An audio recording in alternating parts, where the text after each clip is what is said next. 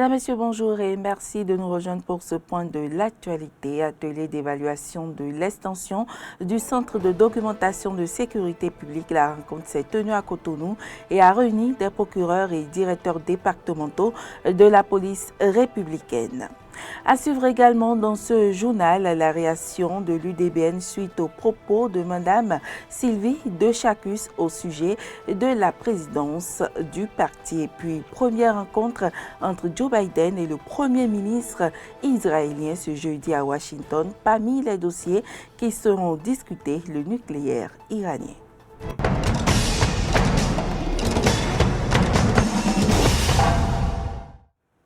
Bienvenue à toutes et à tous. Les cadres du ministère de l'Eau et des Mines et les partenaires Global Water Partnership, l'ONG Alcré et Social Watch Bénin sont en atelier de partage de connaissances du volet gouvernance du programme Omideta, un projet qui vise à contribuer au renforcement des capacités des structures de concertation ou de veille pour le respect des droits humains liés à l'eau et à l'amélioration de la résilience climatique, de l'équité et de la durabilité dans la gestion de l'eau au niveau du delta de l'Ouémé. Eh bien, au cours de cet atelier, les participants vont discuter des résultats, leçons et bonnes pratiques du volet gouvernance de Omidelta. L'atelier démarré à Cotonou ce jour prend fin demain, vendredi. Suivez un extrait des propos de Anthony Descamps, chef coopératif de l'ambassade des Pays-Bas et Abou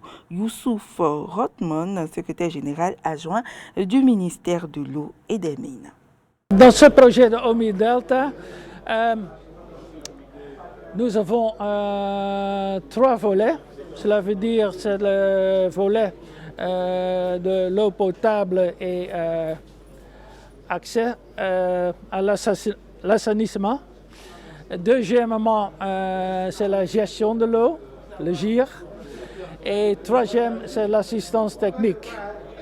Et nous avons collaboré avec les acteurs étatiques et les acteurs non étatiques.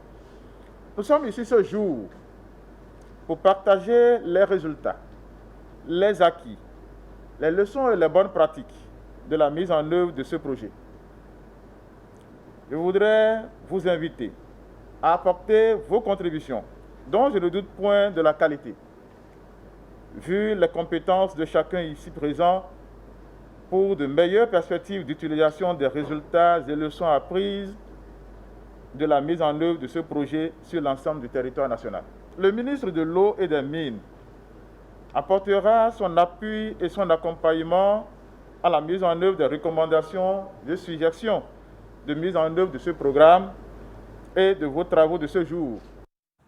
18 procureurs de la République, des cours et tribunaux de première instance et les 12 directeurs départementaux de la police républicaine ont participé à un atelier d'évaluation de l'extension du Centre de documentation de sécurité publique. Les travaux ont été lancés officiellement ce mercredi par le ministre de l'Intérieur et de la Sécurité publique, Clémence Tonoucoin Damien-Pédo.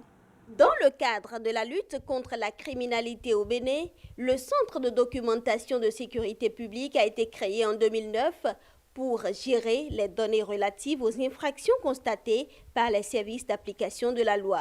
Pour améliorer cette base de données, le centre a lancé l'année dernière une opération d'extension du système aux unités de police et aux autres services d'application de la loi. Le présent atelier est l'occasion de faire le bilan de la première phase d'extension du Centre de documentation de sécurité publique. Cet atelier permettra aux différents acteurs, que sont les procureurs, les directeurs départementaux de la police républicaine et les points focaux ensemble avec le CDSP, d'évaluer l'impact de l'exploitation du système CDSP-CIPAO sur la qualité de leur travail après cette première phase de l'extension du système. Ce sera également l'occasion, avec le partenaire GIZ, d'échanger sur les éventuelles améliorations à apporter au fonctionnement actuel du dispositif. La majorité des unités de police au Bénin peut aujourd'hui consulter la base pour saisir, lire ou exploiter des informations sur les crimes et rechercher les auteurs des infractions. Le directeur général de la police républicaine, Soumaïla Yaya, s'en réjouit. L'extension du système CDSP-CISPAO dans les autres services chargés de l'application de la loi vient à point nommé, puisqu'elle va non seulement faciliter les échanges d'informations, mais aussi améliorer la qualité de ces informations grâce à l'implication de tous. Grâce à la coopération allemande, à travers la GIZ, 134 nouveaux terminaux ont été installés entre fin 2020 et le 31 juillet 2021. Pour l'ambassadeur de la République fédérale de l'Allemagne, Michael Derus, c'est bon signe. J'ai été très impressionné que dans le cours jusqu'ici d'un programme qui va entre 2019 et 2022, presque la moitié de l'installation des terminaux a déjà été achevée. C'est un très très bon signal et ça va déjà à ce moment, à ce stade, contribuer à faciliter et agiliser et moderniser le travail dans le secteur sécurité au Bénin. D'ici la fin de l'année, 18 tribunaux de première instance seront dotés de terminaux pour leur permettre d'accéder au système du centre de documentation. Dans une interview accordée à la presse, Mme Sylvie de Chacus a affirmé être toujours la présidente du parti Union démocratique pour un Bénin nouveau UDBN entre le comité de gestion et Mme de Chacus qui dirige le parti UDBN. Suivez la réponse de Jules Léandre Kitty, porte-parole de l'UDBN. Mme Sylvie de Chacus est tout sauf présidente de l'UDBN aujourd'hui. Le 24 juillet 2021, à l'Infosec, il y a eu une réunion du Haut Conseil du parti élargie à toutes les instances dirigeantes du parti et au terme d'un débat où, je précise, la parole lui a été donnée plus d'une fois pour s'expliquer sur des actes totalement contraires au test du parti qu'elle a eu à poser à peine installée dans les fonctions de présidente. Au cours de ces débats, elle a reconnu des faits qui lui sont reprochés, en grande partie, bien sûr. Mais si vous reconnaissez ces faits sont qualifiés de fautes lourdes après. Et les instances qui, au terme des tests qui régissent le parti, décident de vous décharger de vos fonctions de présidente du parti. Et lorsque la décision a été notifiée le même jour, elle était encore dans la salle. Elle en a tacitement pris acte et cette décision lui a été notifiée par voie d'huissier. Il lui a été rappelé le même jour qu'elle reste membre du parti UDBN. Donc, elle a statut de militante. La consommation de la chicha est désormais interdite sur toute l'étendue du territoire national. Selon différents arrêtés préfectoraux, la consommation de la chicha est formellement interdite dans tous les lieux à usage collectif, fermés ou ouverts, qu'ils soient publics ou privés. Des citoyens donnent leur avis sur cette décision. On les écoute. La chicha, en réalité, c'est de la drogue, de la cigarette. C'est bien ça. Or, quand nous voyons les panneaux publicitaires, tout ce qu'on met là, en bas des cigarettes, on met quoi? Le tabac nuit gravement à la santé. Quand vous êtes conscient de ce que c'est que la santé et de la nuisance que le tabac apporte à la santé, je crois qu'on n'a pas besoin de crier avant que les gens ne laissent la consommation de la chicha. La chicha, en réalité, ce n'est pas une bonne chose. Nous voulons copier tout. Et en voulant tout copier, on copie tout ce qui n'est pas bon. Donc, en réalité, on ne doit pas consommer de la chicha. Je pense que c'est une bonne chose. Et ça nous permet au fait de réduire des maladies. D'autant plus que moi-même, en question, j'étais un ancien consommateur. Et j'ai dû laisser à cause de problèmes de santé. Mais aujourd'hui, depuis 3 à 4 ans, aujourd'hui, je me porte très bien. Je fais tout le temps le sport, ce que je n'arrivais pas à faire dans le passé. Un peu, donc du coup, pourquoi moi j'ai dû laisser, c'était à cause de mon cœur. Je ne suivais pas trop le rythme au fait. Mais là, depuis que j'ai décidé moi-même de mettre fin à tout ça, aujourd'hui je vais très bien. Donc moi je pense que si la plupart des jeunes aussi pouvaient aussi rentrer en eux-mêmes et laisser ce truc, on ira mieux de l'avant. S'ils ont interdit la consommation de la chicha, tout d'abord c'est un phénomène très très compliqué. C'est un phénomène qui tue d'abord les nerfs qui sont dans notre corps. Et ça nous crée aussi des problèmes de la santé. Donc à cet effet, ce phénomène aussi rassemble aussi la mauvaise compagnie. L'actualité hors de nos frontières à présent. Première rencontre entre Joe Biden et le Premier ministre israélien ce jeudi à Washington. Parmi les dossiers qui sont discutés, le nucléaire iranien. Le Premier ministre israélien pourrait tenter de dissuader Joe Biden d'un retour dans l'accord de Vienne. Première visite d'État pour Naftali Bennett. Le Premier ministre israélien se trouve depuis ce mercredi à Washington, où il s'est entretenu avec des hauts responsables américains, dont Anthony Blinken, le secrétaire d'État. Au menu de ce dialogue, l'épineux dossier du nucléaire iranien. Tel Aviv souhaite réaffirmer sa fermeté à l'encontre de Téhéran.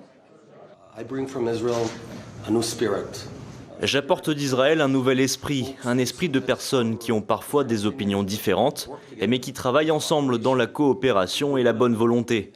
Et c'est le même esprit que je veux apporter à nos relations de coopération, de bonne volonté, d'amitié. Nous allons discuter de plusieurs questions, principalement de la manière de repousser et de freiner les efforts de l'Iran pour dominer la région. Une préoccupation israélienne entendue et partagée par les États-Unis. La sécurité d'Israël est et sera toujours inébranlable. Et nous sommes impatients de relever tous les défis auxquels nous sommes confrontés, en particulier la sécurité régionale et les profondes préoccupations que nous partageons au sujet de l'Iran et du rôle qu'il joue dans la région, y compris son programme nucléaire.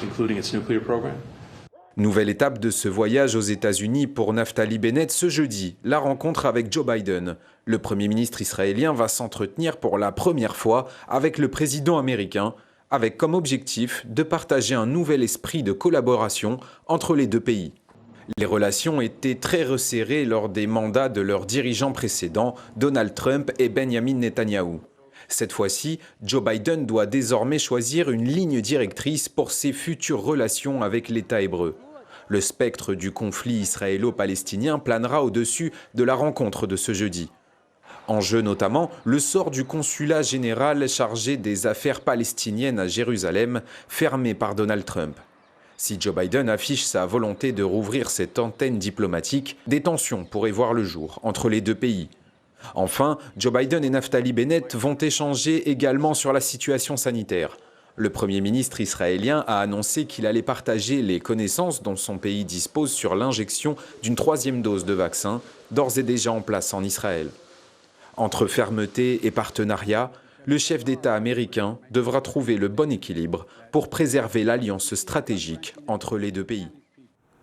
Dans la vallée du Panchir, au nord de Kaboul, la lutte armée se poursuit alors que les talibans encerclent la région et dans une lettre, des députés des Républicains appellent Emmanuel Macron à soutenir militairement la rébellion du fils du commandant Massoud, une région difficile d'accès qui a déjà mis en échec d'autres concurrents.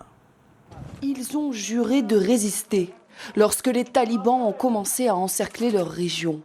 Dans le Panchir, les habitants attendent, les habitants résistent. Et pour se préparer à repousser les forces talibanes, les combattants s'entraînent. En ce moment, nous sommes sur la ligne de front de la guerre dans la vallée du Panchir. Et si Dieu le veut, nous sommes venus ici avec les forces nécessaires pour combattre et nous allons combattre les talibans. Dans cette vallée, située à 170 km au nord de la capitale, Kaboul, l'accès est délicat. La vallée est entourée de cimes escarpées. C'est ici aussi que beaucoup de conquérants ont vu leurs ambitions échouer. Conscients de la difficulté, les talibans disent privilégier les pourparlers. Les districts de Banou, Poulé-Issar et Dessala à Baglan ont été complètement libérés de l'ennemi. Les Moudjahidines étaient postés au port du Panchir en direction de Takar, Badakhshan et Andarab. Le col de Salang est ouvert et l'ennemi est assiégé dans le Panchir. L'émirat islamique tente actuellement de résoudre le problème à travers des pourparlers. Des mitrailleuses, des mortiers et des postes de surveillance ont été disséminés par la résistance locale tout au long de la vallée. Aujourd'hui, la question reste de savoir si le Panchir peut à nouveau s'ériger en bastion de l'opposition aux talibans en Afghanistan. Au Brésil, des indigènes en attente d'un jugement de la Cour suprême sur le droit à disposer de leur terre ancestrale. Hier, ils étaient des milliers à manifester dans des tenues traditionnelles dans les rues de Brasilia. C'est la plus importante des manifestations d'autochtones jamais organisées au Brésil. Retour sur les raisons de ces manifestations dans ce reportage. Les chants et danses traditionnelles indigènes ont envahi Brasilia, la capitale brésilienne. Depuis dimanche, près de 6000 membres de 170 tribus autochtones se sont établis près de la Cour suprême du pays afin d'y faire entendre leur voix. Ils dénoncent le projet de loi gouvernementale qui pourrait les destituer de leur terre ancestrale. Aujourd'hui, nous sommes dans un mouvement contre la thèse temporelle et le projet de loi 490 qui, si approuvé, permettra l'entrée des bûcherons et des mineurs sur les terres indigènes. C'est pourquoi il est très important de ne pas approuver la thèse temporelle. C'est pourquoi nous nous mobilisons ici pour que cela ne se produise pas. Nous sommes ici pour défendre la vie des générations futures, la vie de nos jeunes, de nos enfants et de nos petits-enfants. Notre principal objectif aujourd'hui est de faire en sorte que la Cour suprême puisse regarder avec attention et donner un procès équitable au peuple autochtone. C'est ce que nous recherchons. Principale cible désignée de la contestation, la thèse temporelle. Les magistrats brésiliens devront confirmer ou rejeter cette thèse qui affirme l'année de la promulgation de la Constitution brésilienne, 1988, comme référence pour délimiter les territoires du pays, notamment ceux occupés par les indigènes. Problème, de nombreuses tribus ont été déplacées au cours du siècle dernier, notamment sous le régime militaire entre 1964 et 1985. De retour sur leur terre originelle, parfois après la promulgation de la Constitution, les autochtones réclament désormais la protection du statut accordé aux réserves, une hypothèse fermement rejetée par le président brésilien. Si cela se produit, ce serait le chaos pour le Brésil et aussi une grande perte pour le monde. Nous aurons immédiatement devant nous des centaines de nouvelles zones indigènes à délimiter.